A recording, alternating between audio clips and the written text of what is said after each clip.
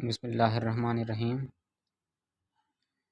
This is the paper presentation method of 9th class biology.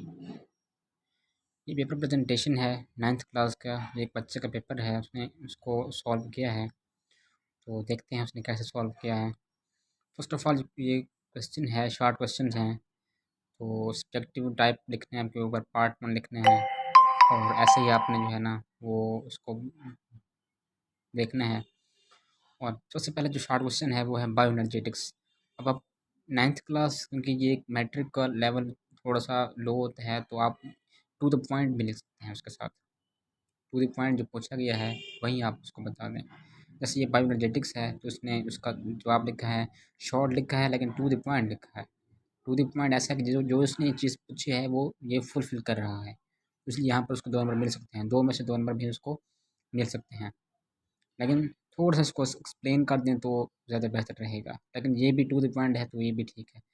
दूसरा short question है aerobic और anaerobic respiration में फ़र्क, जो कि इसने एक लिखा है। और हमेशा जो डिफरेंस की बात आ जाती है ना, तो डिफरेंस को हमेशा आप कॉलम वाइज़, जैसे इसने लिखा है कॉलम वाइज़, एरोबिक और एनारोबिक को कॉलम वाइज़। और सबसे जो बेस्ट मेथड है कॉलम वाइज़ का वो ये है, जो चीज़ आप एरोबिक रेस्पिरेशन यानी कि एक साइड पर लिखें वही चीज़ आप डिफरेंस में दूसरी चीज़ में, यानी कि अगर एक पॉइंट जैसे यहाँ पर है कि इट इन्वॉल्व्स ऑक्सीजन, दूसरी साइड पे है it does not involve oxygen, यानी कि जो पॉइंट एरोबिक में है वही डिफरेंस में एनारोबिक में भी लिखा हुआ है। इसने जो है ना ये लिखा है पॉइंट, और देखें ये बिल्कुल ही ज़बरदस्त लिखा हुआ है। 3-4 पॉइंट उसने लिख दिए हैं ज़बरदस्त तरीके के साथ, और उसको उसके साथ 2 नंबर उसको मिल गए हैं। अब तीसरा शॉर्ट क्वेश्चन है सेलुलर रेस्पिरेशन का। सेलुलर रेस्पिरेशन की उसने डेफिनेशन लिखी है, टू द पॉइंट लिखी है, थोड़ी सी कम है, थोड़ा सा 1-2 पॉइंट इजाफा हो जाता तो ठीक है, लेकिन टू द पॉइंट है तो इसको भी 2 नंबर यहाँ से मिल सकते हैं। अब क्वेश्चन नंबर 4 है ऑक्सीडेशन और रिडक्शन में फ़र्क। जैसे हमने पहले बताया है कि जो चीज़ उस कॉलम में है वही चीज़ उस कॉलम में है।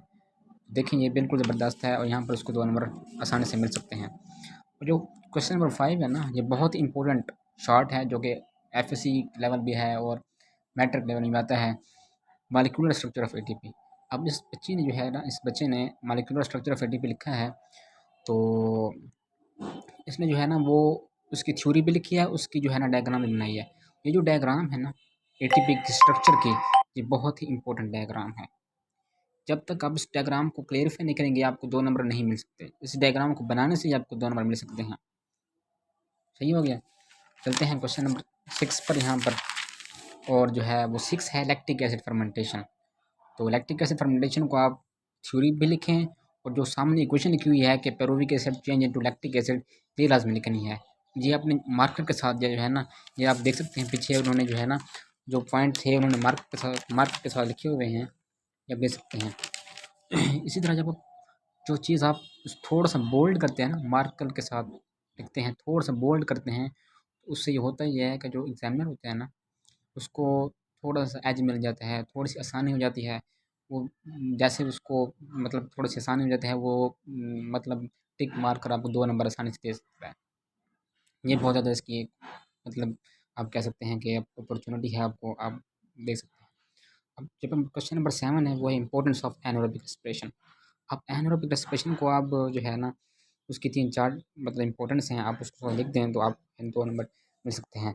लेकिन थोड़ा-सा आप उसको सेपरेट करके लिखें, डिफरेंसेस जो हैं, हम उसको एक साथ लिख देंगे ना तो थोड़ा-सा एग्जामिनर को शक होगा। लेकिन अगर आप उसको जैसे देखो सेपरेट के लिखा हुआ है, 3 पॉइंट बनाए हुए हैं, फिर आपको आसानी से 2 नंबर मिल सकते हैं। अब क्वेश्चन नंबर 8 यहाँ पर जो है energy budget of respiration. Energy budget of respiration जो है ना वो इसमें लिखा हुआ है रेस्पिरेशन का टोटल बजट 36 एटीपी जो बनते हैं। लेकिन ये जो रेस्पिरेशन का बजट है ना ये सिर्फ़ और सिर्फ एरोबिक का है। इसने एनारोबिक का जो है ना यहाँ पर नहीं लिखा, जो कि इसका लिखना चाहिए था। दोनों दोनों आप लिखेंगे एरोबिक और एनारोबिक, दोनों ही जब आप लिखेंगे तो ही आपको 2 नंबर मिलेंगे। इसने 1 लिखा है इसलिए इसको 1 नंबर मिलेगा, 2 नंबर नहीं मिलेंगे। और लास्ट जो शॉर्ट क्वेश्चन है वो है लिमिटिंग फैक्टर्स ऑफ फोटोसिंथेसिस।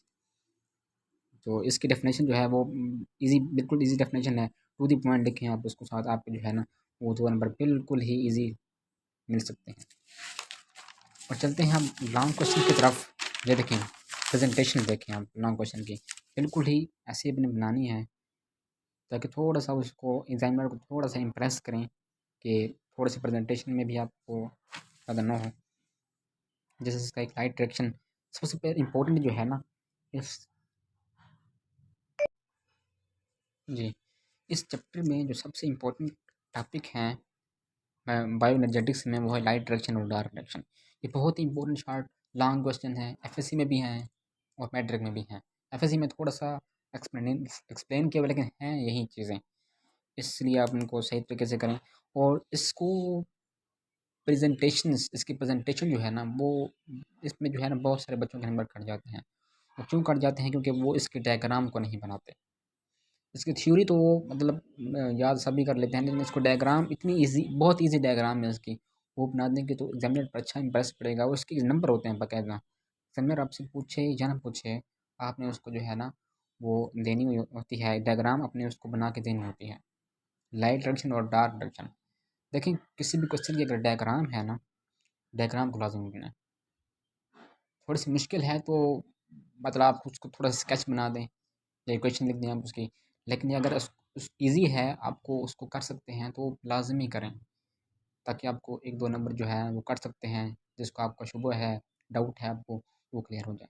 देखें ये लाइट डायरेक्शन है, इसने थ्योरी लिखी है इसकी, और ये जो सबसे इम्पोर्टेंट है वो डायग्राम है जो इसने यहाँ पर बनाई है।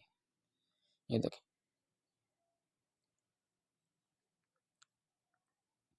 ये बहुत ही ईजी डायग्राम है। इससे ये होता है कि एग्जामिनर पर अच्छा इम्प्रेशन पड़ता है, और वो आपको बिल्कुल ही मतलब आपको पेपर जो है बिल्कुल ईज़िली चेक करता है, और आपको 2 नंबर दे के आगे चला जाता है। 5 नंबर, बल्कि ये लाइट डायरेक्शन और डार्क डायरेक्शन भी है आगे, ये भी है आगे। लेकिन ये डार्क डायरेक्शन है, इसकी भी डायग्राम बहुत लाज़मी है, बहुत इंपॉर्टेंट भी है, बहुत लाज़मी भी है। ये आपके पास जो है ना, वो आपको 5 नंबर फिर ईज़िली मिल सकते हैं यहाँ पर। अब क्वेश्चन जो है वो दूसरा पार्ट उसका है role of light and chlorophyll. ये उसका जो है ना बहुत ही छोटा सा पार्ट है। आप उसको ट्राई करें कि जो भी लॉन्ग क्वेश्चन छोटा हो, उसको थोड़ा सा बड़ा करके लिखें, मतलब थोड़ा सा उसको सेपरेट सेपरेट करके लिखें। मतलब मैक्सिमम जो है ना एक लॉन्ग का एक मतलब 1.5 पेज लाजमी होना चाहिए। कोई भी आपके पार्ट है लॉन्ग क्वेश्चन का, उसका एक और एक हाफ 1.5 पेज जो है वो मस्ट होना चाहिए, जैसे जैसे लिखा है इसने। तो इसको तो 5 नंबर मिल गए हैं, लेकिन अब ट्राई करें कि ये यहाँ तक जो है ना वो आ जाए। ये है छोटा सा वैसे बुक में, लेकिन ट्राई करें कि जो लॉन्ग क्वेश्चन छोटा हो उसको थोड़ा सा मतलब सेपरेट सेपरेट कर लिखेंगे ना, वो बड़ा हो जाएगा। अब क्वेश्चन नंबर यहाँ पर 4 है, mechanism of respiration. Mechanism of respiration में बहुत सारे स्टूडेंट जो है गलती कर जाते हैं। मैकेनिज्म जो है ना वो एक प्रोसेस का नाम है, फिनोमेना का नाम है, एक पूरा डिटेल मैकेनिज्म है इसका। इसमें बहुत सारे बच्चे जो है ना, को ये मसाइल होते हैं कि वो क्वेश्चंस को जज ही नहीं कर पाते। मतलब वो अगर वो उसने मैकेनिज्म का पूछा है तो वो उसके टाइप्स लिख देते हैं। जी, तो ये मैकेनिज्म जो है ना, जो रेस्पिरेशन का है उसमें बाकायदा 3-4 प्रोसेस हैं, उसके डायग्राम्स भी हैं। एफएससी लेवल में तो ये बहुत मतलब एक्सप्लेन किए हुए हैं, लेकिन मैट्रिक लेवल में जो है ना, ये थोड़ी सी एक्सप्लेनेशन है। तो आपके लाइकोलाइसिस जैसे इसका है, करेब्स साइकिल है, पेरुविक एसिड भी इसमें आ जाता है, वो इसमें दरमियान में है, और इलेक्ट्रॉन ट्रांसपोर्ट एटीसी चेन भी इसमें आ जाती है। इसी को आप लिखेंगे, आप थोड़ी सी इसको डायग्राम बना के इसको इक्वेशन के साथ लिखेंगे तो आपको ईजिली 5 नंबर मिल सकते हैं। लेकिन शर्त ये है कि आपने क्वेश्चंस को जज किया हुआ हो, जज लाजमी करें आप उसको। जो चीज़ एग्जामिनर ने पूछी है ना, टू द पॉइंट लिखें, लेकिन सही लिखें। मैकेनिज्म की जगह टाइप्स ना लिखें, टाइप्स की जगह उसका मैकेनिज्म ना लिखें। जो चीज़ उसने पूछी है पहले क्वेश्चंस को पढ़ें, केयरफुली जज करें, फिर आप उसको डिसाइड करें कि आपने इसमें क्या लिखना है। ये बहुत ही इंपॉर्टेंट, एक एक नंबर बहुत इंपॉर्टेंट होता है।